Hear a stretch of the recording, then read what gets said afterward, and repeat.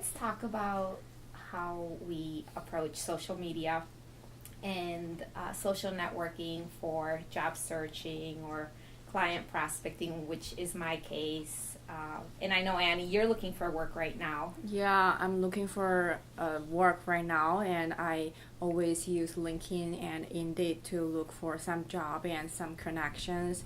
And I would like to shoot an email to them and reach out to them, and I ask them if I can have an informational interview with you and learn more about your company and learn about the position I want to apply for.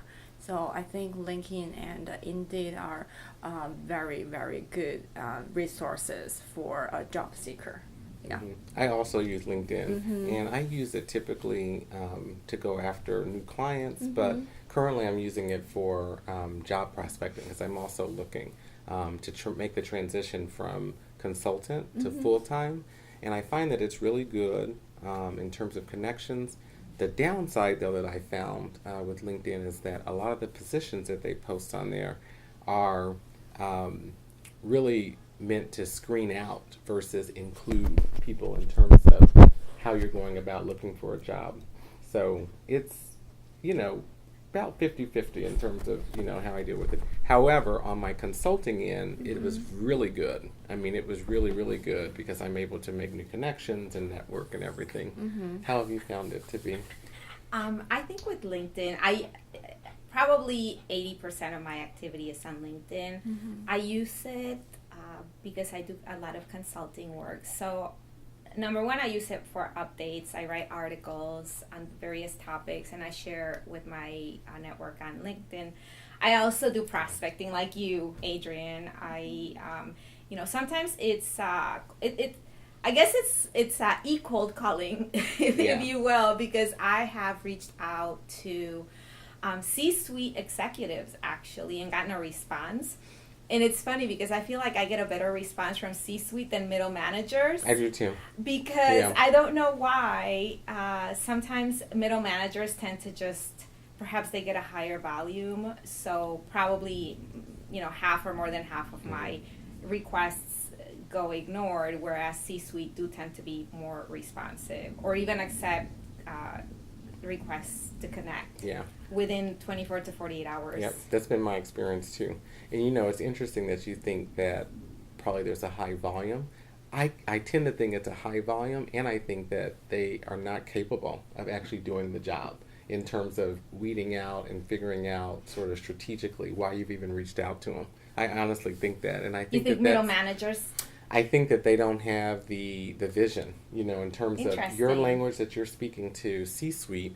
I have a feeling that it's probably more strategically aligned. A lot of the recruiters and or middle management don't necessarily have an outlet to sort of say, how do I take this person and then shop them around? And they're not empowered to do that. It's really cookie cutter, I think. So it's kind of a struggle, I think, in terms of that. And I agree with you. I would totally agree with that. Yeah. I've had really good experience with C-suite in terms of responsiveness. Yeah. Okay, I see. So additionally, I think LinkedIn is another platform to help us build our own image. Yeah, because I think everyone can see you by using your profile, and I think for me, I just try to build my own image on LinkedIn, and I post some professional picture to LinkedIn, and I try to share and some more useful article to my network and attract their attention and attract recruiter attention. Maybe they will come to me and learn more about me. And I even read others' articles like inspiration, because for me, I'm a job seeker. I need to be up spiral situation for a long time, but I know this process is so hard for me, so I have to be positive every day. So I think that is another resources to help me be up spiral for a long time. Yeah. I agree with you, Annie, 100%. I do like sometimes the very honest and authentic sharings that happen on LinkedIn, where it's people. Sometimes it's frustration. And I saw a gentleman who posted, and he said, "I've sent over 400 resumes, gotten no response," and so that will happen. And I think it's nice because sometimes people will give feedback or words of support. I also had read someone's post about this girl that she said, every week for 6 months I contacted this manager telling him about my services, finally got him as a client after 6 months. So those kinds of stories, I think they work for people like us, Adrian, because when you're out there in the grind every day, you know, trying to get clients and you just sometimes think, oh my goodness, this is hard, but then you do know that at least there's some payoff to your efforts. Yeah, correct. Yeah. Do you ever think that Facebook or any of the other social media outlets like Facebook or Instagram can work against someone of your age versus maybe my age? I'm 43, and I tend to think, you know, I don't put anything out there that I think I don't, you know, want to, you know, look down the line 10 years later and regret once it's out there.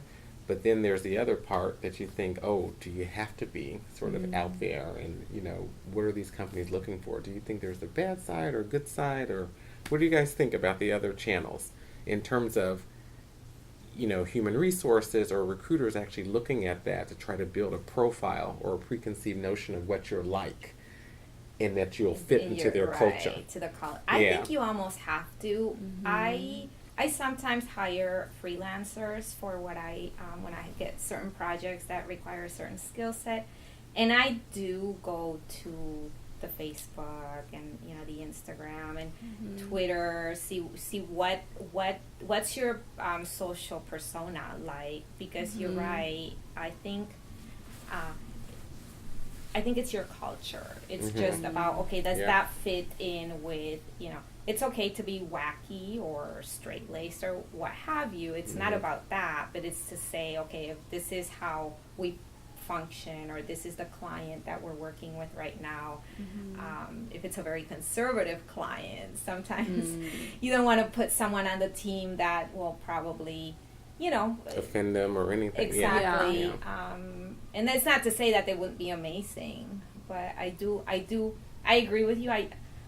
I think it's important to keep a certain level of curated content. Yeah, I agree. I know some of my friends like to go to Facebook and Twitter or Instagram to look for somebody if this person want to work for her. So she would like to learn about this person's personality by using their social media account. And then she want to know if this person is a fake person when this person has a interview with her, something like that. Yeah. So that's interesting when you say persona, because I hadn't even thought of it that way. Yeah, I agree. Like their personality and stuff, that they're kind of looking to gauge that. That's equally as important as, I guess, the skill set that they bring to the table. I would agree. And it surprises me that some people, you know, perhaps because you're more immersed. I mean, we're Gen X, so we grew up before there was all of this. So perhaps we tend to be a little bit more cautious with social media and understand that there's a PR component to it. Whereas I think millennials, they grew up with this, so to them this is just another place to be who you are. Yeah, correct. And I think that's where people get tripped up, because an employer, a potential employer, especially if you're fresh out of college looking for that first job, and it's so competitive. And I think social media could be a different platform for one person. I mean, maybe this person can use LinkedIn to build up his professional image, and maybe this person can use Instagram his or her fashion image, something like that. So maybe this person can use different social media to build different personality. But from my perspective, I think every personality must be positive. So Yes. that Yeah. is your own channel. Yeah. So yeah, so I agree with that. Yeah, you Yeah. use this channel to attract some person to come to you. Yeah. Yeah. So that is my idea about social media. That's so interesting because I think it is multidimensional, kind of holistic.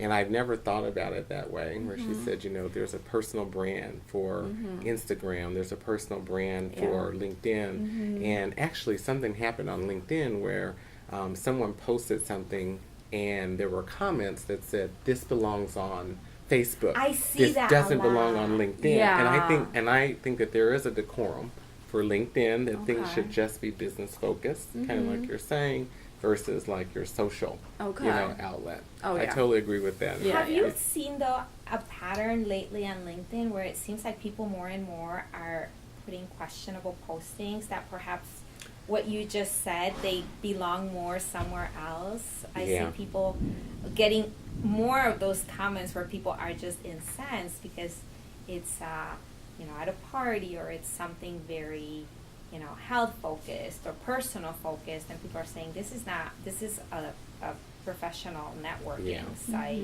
I think it's getting more and more It is mixed Right. across. I feel like it is. Right? I feel like it is. I yeah. thought it was just me, but Yeah. I mean, the other day someone posted a picture and it was like boobs. Mm-hmm. Yeah. And I thought, oh think my it's crazy. goodness, this is crossing that line. Yeah. Yeah. Even I don't as a think it's marketer, we professional. have to be open minded, but Yeah. still, to me, it just felt like too much. Yeah, I agree. I think the platforms should serve their purpose. Yeah, correct. Professionalism and Yeah. credibility. I Yeah, think so for purpose, I like that. Yeah. Yeah. So how do you guys take the conversations that start online, offline, to either get an interview or meet with a person to hopefully get a new client? How do you guys transfer offline?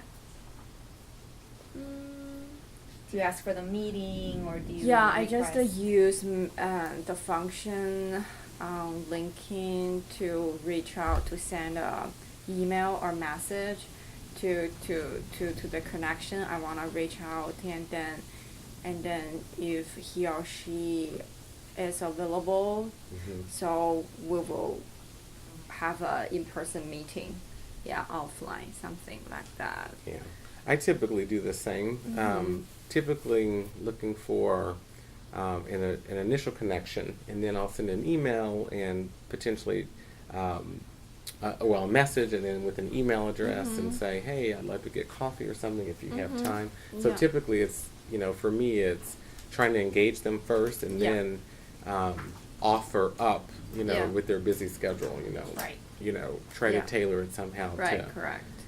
a need that they might be wanting to fill, and then see if they get back. I Yeah. typically do that. Yeah. Yeah. Correct. Yeah. Yeah, I had that. I requested, like you said, Adrian. I requested a meeting. I connected, and they granted the meeting. So Oh, that's great. it See, is. That's great. What is it that you think you say in your? Do you usually use a blanket response, or do you tailor it to sort of who you're speaking to?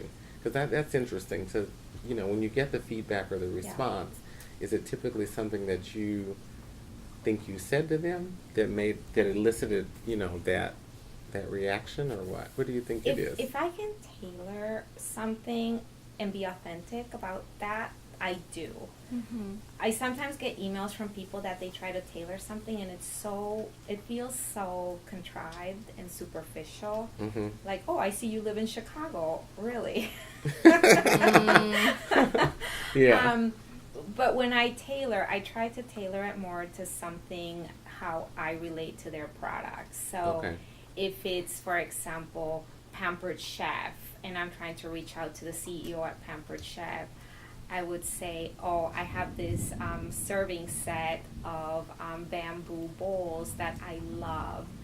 and I really do love your products. And anytime I have guests, and I would very much like to talk to you because I do experiential marketing. So I try to be authentic, and I would never reach out to somebody whose product I don't believe in. So, for example, I would never contact a cigarette company. I don't smoke, I don't like smoking, and say, oh my God, let me, I love the smell of cigarette, let me do, so I do align my beliefs to who I prospect. That's interesting, because I also do.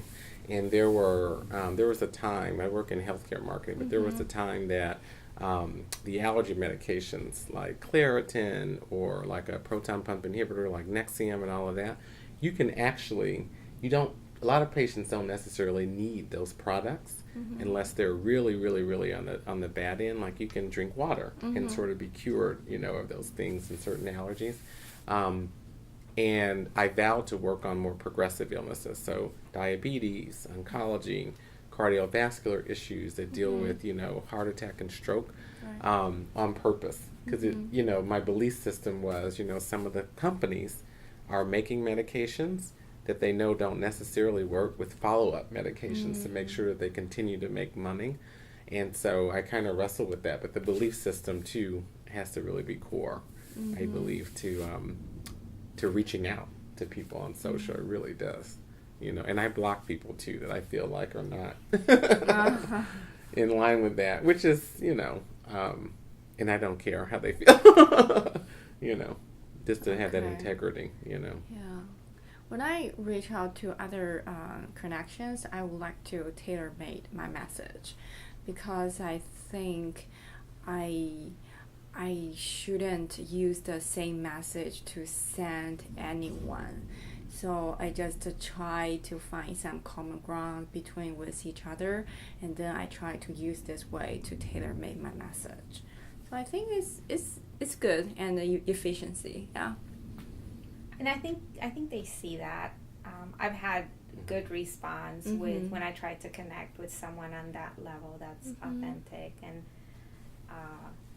not something that I'm just making up because I want to get that meeting with you.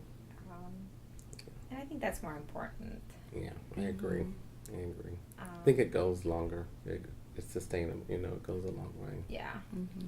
So how do you guys keep up the optimism when it's not going so well? For me, I think I just keep reaching out to them. Yeah. And you talked about the positive. Positive. That you write it down.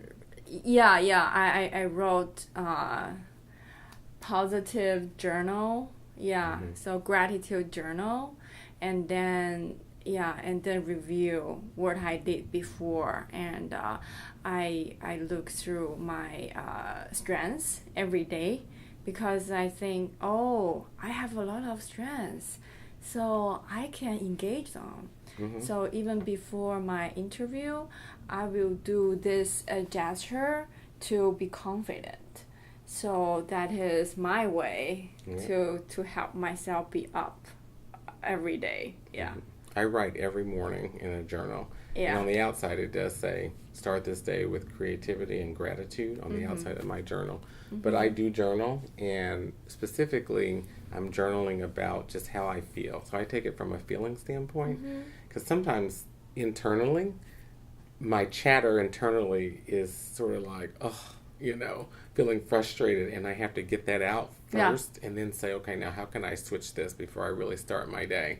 And, really focus on, I'm more of a feeling person, and a good way to explain it might be typically in my shoulders, even if I'm in a work situation with somebody, I feel like this very tightness, when things are, or somebody's energy is just really bad, or the energy of, hey, I'm going to apply to a few different companies, Northwestern Medical, UFC, and then figure out if really what they're asking really is aligning with me. And sometimes I get frustrated, but I have to write that out because that feeling of frustration for me, that's a release for me, just to write. And then once it's out, I go back and I say, okay, that's not really me, but I had to get that out, and then I learn from that. So it's more about feeling, like how I feel, like right when I get up in the morning, if I'm feeling like, oh, you know, I didn't sleep well or whatever, I go right to my journal and I let it out, and then I go back and say, okay, now I know why, you know. Oh, that is your way. Yeah. But I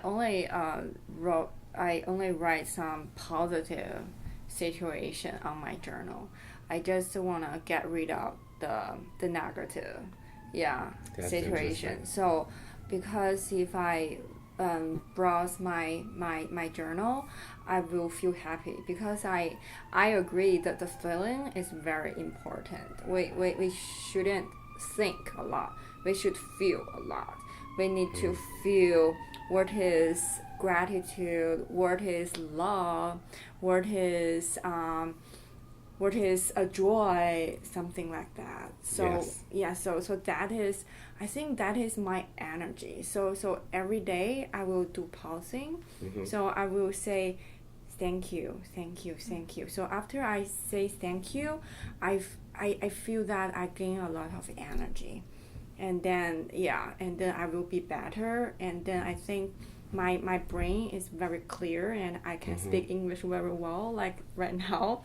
But if I don't do any pausing or gratitude, I think my brain is blocked by something.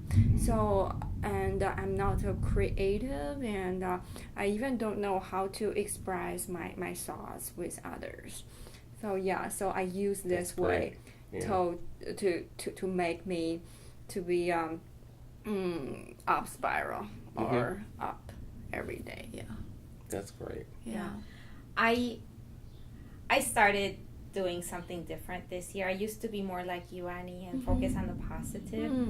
But things don't always go well.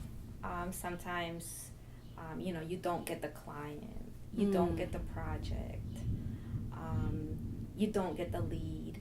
And I realized that I needed to acknowledge that and how it made me feel and work through it. Because I think when you get any kind of rejection, it hits you a little bit and it does something to you.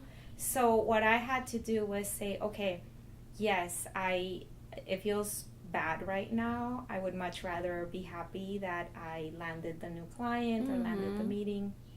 But what can I take away from this that I can work through and then apply to something else? Is there something that I learned? Maybe something I could have done better when talking to people. And also sometimes let myself be sad. I learned this lately, to just let myself be sad. When I'm disappointed, let myself be disappointed. Don't pretend like I'm not, because I think it's part of our spectrum of emotions as humans.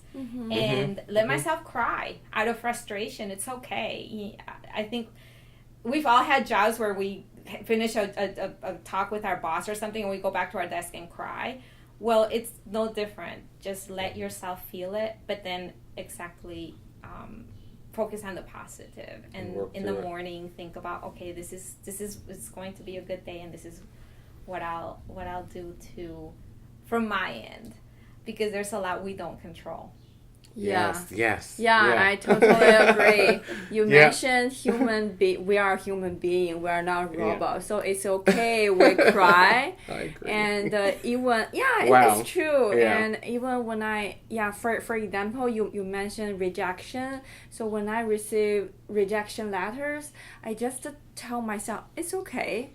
That is a sign. Another door will open for me. Yes. So I think we cannot get rid of any negative situation, because that is, I think we are the citizen on the planet, so we cannot get rid of any negative situation. So I suppose that is a signal. So okay, I have this negative situation. It's okay. So this signal remind me, okay, it's time to go back to the up spiral. So, but I know all of us are human beings. We cannot get rid of, we cannot recognize, okay, that is a signal. So sometimes we have to take some time to build up our buffer zone. So I think this buffer zone can help me block some bad things, negative situations. Yeah, so that is my thought. I like that word, buffer. I think I do it's too. I think Yeah. it's more like you can learn within that buffer and say, Yeah. okay, what was the learning? And 9 times out of 10, it's my belief that it absolutely has nothing to do with us. Others' decisions have nothing to do with us personally on a humanistic level. It could be any and everything, all these scenarios, and we can't harm ourselves. We can't like be down on ourselves for it. We can feel the emotion, which I like that you separated that. Yeah. You know, we're human. It's okay to cry. It's okay Yeah. to say, I'm a little upset. But then you have to own that yourself. And in Yeah. that buffer zone, say, okay, I'm upset because I didn't get it, or I'm upset because I knew I was a sure thing. But I learned and I released that, and I feel better now. Yeah, correct. I like how you separated that. Yeah, It's- it's correct. Yeah, that is a It's great important. attitude to deal with your negative situation. It's perfect. Yeah.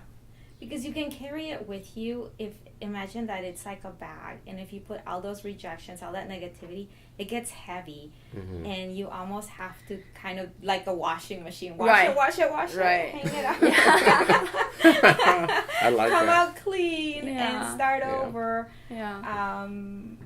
You know, you keep the item that matters, which is your integrity and all of that, but you wash out what was negative about it. Yeah. So yeah, and it's hard, but it's great also when good things happen and you know you do the happy dance, and Yeah. it just kind of, it's like a ray of light on your day. Yeah.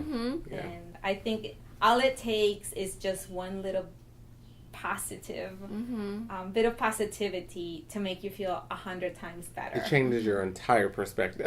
Yeah. It's amazing. No, it really is so amazing. It could be the smallest thing too. I had a situation happen, and this was, so keeping in line with, you know, you're talking social and that sort of thing.